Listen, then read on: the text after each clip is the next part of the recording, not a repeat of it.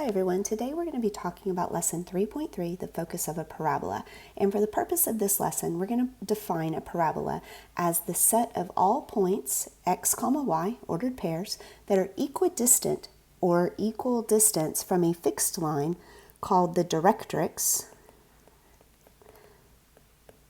and a fixed point called the focus. And the focus is not on that directrix line. In fact, the directrix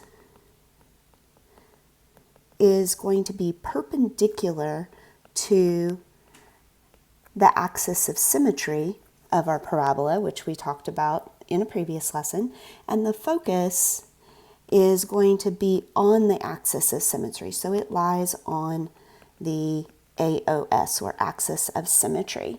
Let's take a look at a picture to kind of help visualize what this is going to look like.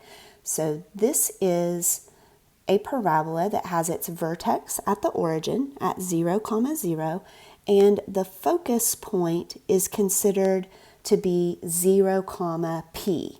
So P, notice, is a point other than 0. It's up on the y-axis at some point. And then the directrix is right here. It's a line that's outside of the parabola and goes perpendicular to the axis of symmetry, which is right down here, AOS for axis of symmetry. Now, the key thing to remember is that the distance from the focus to the vertex is the same as the distance from the vertex to the directrix. So those line segments are equal to each other.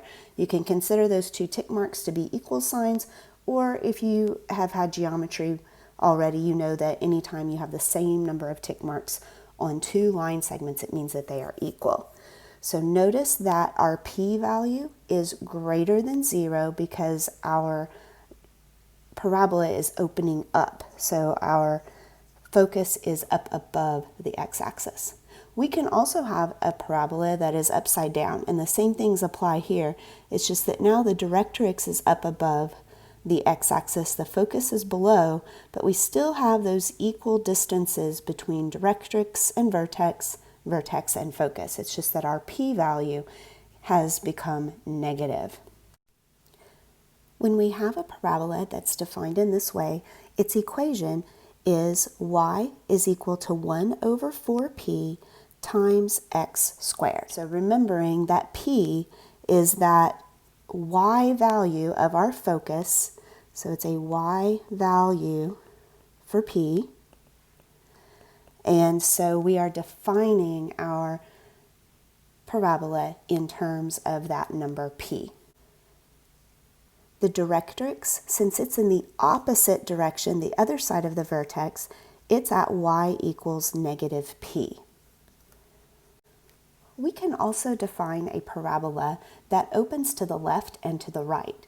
It's no longer a function, but it is a parabola because it fits the definition. It's all of the points that are equal distance from the directrix line and the focus point.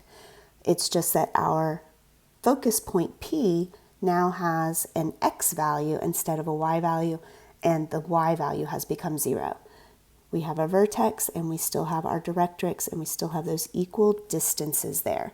Notice that the equation is exactly opposite. Instead of an x equals, instead of a y equals, it's an x equals, and the y squared on the right-hand side. Our focus has a x value